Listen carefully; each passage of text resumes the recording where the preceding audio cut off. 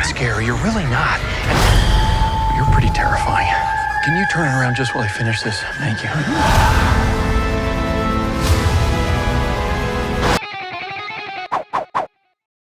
Justin, oh my God. I've been wanting to tell you for so long how proud I am of you. Seriously. I appreciate it, man. How the hell did you get involved in this project in Haunted Mansion, man? I don't know. No, I mean, I was, I was in the halls, as they say, working on something over at Lucasfilm, and it just kind of got around like, hey, this is a nerdy kid who grew up on this stuff, who loves fantasy and horror and comedy, and somebody had the idea to send the script to me, and I read it. I thought it was a miracle script. It was like, how did Katie Dippold write this at a studio? Like, it is just, it's a comedy, but it's about grief, but it's this like really like misanthropic, hates people protagonist. It just was like, how? And I felt this incredible desire to not only protect her work as a director, but I worked at Disneyland and I was obsessed with this ride already. And my family's from Louisiana, so I have a connection to the culture that the mansion is supposedly rooted in New Orleans.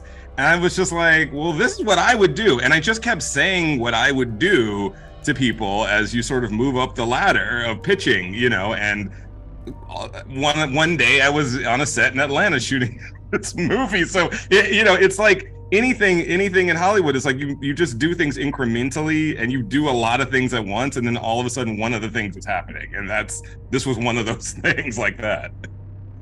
Dude, here's the thing, and I knew I had faith in this film because of you, honestly, and because you're my buddy. I miss you, but it's a difficult process to. It's an amusement park ride. How do you make a movie? How do you make a story? And yeah, you're right about the script. There's stuff in here that you're like, this is kind of heartbreaking. This is kind of breaking my heart a lot. And how much did you go into not losing that, but still maintaining the energy, the atmosphere of the Haunted Mansion itself? Well, that's the fun of it. I mean, one thing I knew working at Disneyland is that the difference between what Walt Disney is doing with these rides, and I mean this because this was the last ride he actually had hand in building before he passed. He was making cinema. It's experiential cinema. He's moving you through a place, but he's guiding your eye exactly the way a director does to this detail versus that detail. The level of specificity is kind of overwhelming, and so much of it is subconscious. You don't even realize the way light and sound and smoke and mirror effects and all this stuff is actually guiding your eye exactly the way a director would. And I really would ride Haunted and Pirates over and over again and think like, what can I learn as a filmmaker? Because I was going to film school at the same time I was working there. And so for me, it was like, just when in doubt, lean into the ride, because they were telling a story. It's not the same kind of story as a movie, but it has the same parts. It has a theme, it has a beginning, a middle, and end. It has a purpose. It takes you on a journey, it has a rise and a fall. And whenever we were sort of confused about how to adapt some aspect of the film, that was always the starting point. Is, well, what were they doing with that? What story were they telling with the stretching room, and what story were they telling with the doom buggy, and what story were they telling with all the crazy ghosts drinking cocktails in the graveyard at the end? And that really was, for me anyway, the starting point for everything. Well, you also, I mean, but here's the thing though, the details are so well placed together, dude. Like, yeah, honestly, like I go on this ride every time. It's my favorite ride at Disney. Same. Easily. You got the hitchhiking ghost, you got all of this stuff. Was there anything that you wanted to put in that you couldn't quite make it work? Yeah, of course. But mostly because like there was just so much stuff on the table at the end of the day. And the guiding light for me always has to be, well, what story are we telling? This is a story about a man who's funny and has a personality, but is stuck because he can't feel the grief that he is holding at bay. and he can't let new people in because he can't let go of what happened to him in the past. That's the story we're telling. And even though it's a tentpole and it's got sequences and fun and 4 quadrants and stars, if these things don't serve this story, it doesn't belong in the movie. That was just kind of, that was the way I approached sort of editing things out. But yeah, there's tons of stuff, that we came up with. I couldn't even tell you, and not because I'm being like diplomatic. I don't remember. Like, there is so much movie that isn't in the movie. Oh my god! Well, we need a sequel. Clearly, I mean, come on. Obviously.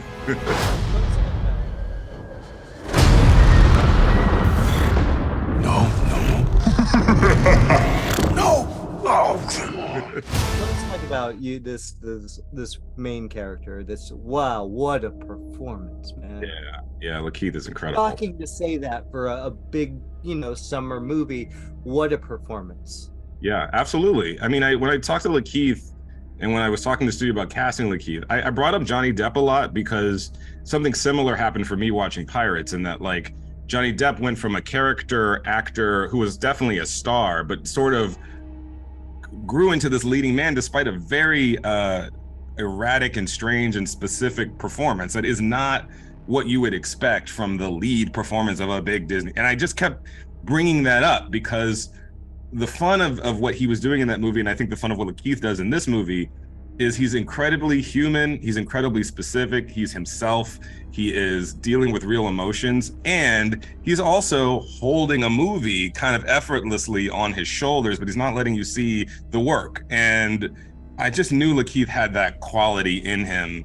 I knew that, like, because I had just seen Judas and the Black Messiah. He is playing a race traitor, a character that Black audiences particularly are conditioned to loathe and hate. And by the end of that movie, it's him I'm caring for. I was like, that's the kind of guy you want playing the lead of a movie like this, because the whole thing about him is he can't stand people at the top of the movie. And he doesn't even believe in ghosts anymore. And he's kind of awful. You need somebody like Lakeith who's going to bring you into a character like that, that's otherwise impenetrable. I also know Lakeith is very charming and hilarious too. And I know that he doesn't always get to show that off in a movie. And so I knew he was going to be great. And it was just about giving him space to be great. Oh, he's utterly magnetic in it, dude. I mean, he's so watchable. It's such a great performance. But this is great casting. Dude, how did you get this cast? My God, this is a fantastic cast. What was that process like? Well, Carmen Cuba, my casting director, we have a very similar frequency when it comes to casting, especially big ensembles, especially an ensemble like this, which has like a lot of different sized parts and has the potential for like really special cameos, and the obsession with telling a story with the cast and putting people that you expect in roles you don't expect, or giving you what you expect and want, but having a bit of a surprise in there and a face you haven't seen in a while and a face you have seen but maybe not like that. We all think like that when we talk about casting, and so we kind of went into it with a very similar point of view on it. And the rest is like, it's the studios involved, the producers are involved. Obviously, there's a big push for big stars and all this kind of stuff. But I also like, the same process of casting Dear White People is the process I applied here. It's an ensemble. We're sort of casting for instruments. We're not, that will sound interesting once played together, and will sort of work off of each other in ways that you don't expect. And that was really the mindset we were in. It's like, oh, wouldn't that be funny to see Tiffany Haddish and Jamie Lee Curtis like team up? That'd be wild. Wouldn't that be funny to see Owen Wilson and Lakeith Stanfield like have a weird buddy comedy moment? That'd be funny. Wouldn't it be great? That's where we came from. That's the place we came from. Dude, and Tiffany Haddish, I gotta give her a shout out too, because she's so absolutely stunning in this. She's just hilarious. Not that we know of course she's funny, but man, great performance. The thing about Tiffany is like, she's like a live wire. She can't be inauthentic, even in like the outtakes of the movie. If she flubs a line or says something, you just believe in her. There's a vulnerability about her. Like, when she there's some moments in the film where she, gets really teary-eyed and get really serious. She's so funny that sometimes you don't realize that vulnerability is right there, always on the edge. You believe anything, you believe in the reality of Tiffany Haddish on screen. And it was a absolute joy to give her space to show all of her different modes, and just steals the show comedy wise, any chance she gets. She's stunning to work with, like, and a lovely person. Dude, this was such a pleasure. It was so good to see you, man. It was so good. I gotta say this. Look, I'll give you a hug when I can see you in real life. I look forward to that, my friend. I look forward to that. Congratulations, buddy. I'm so proud of you. So proud.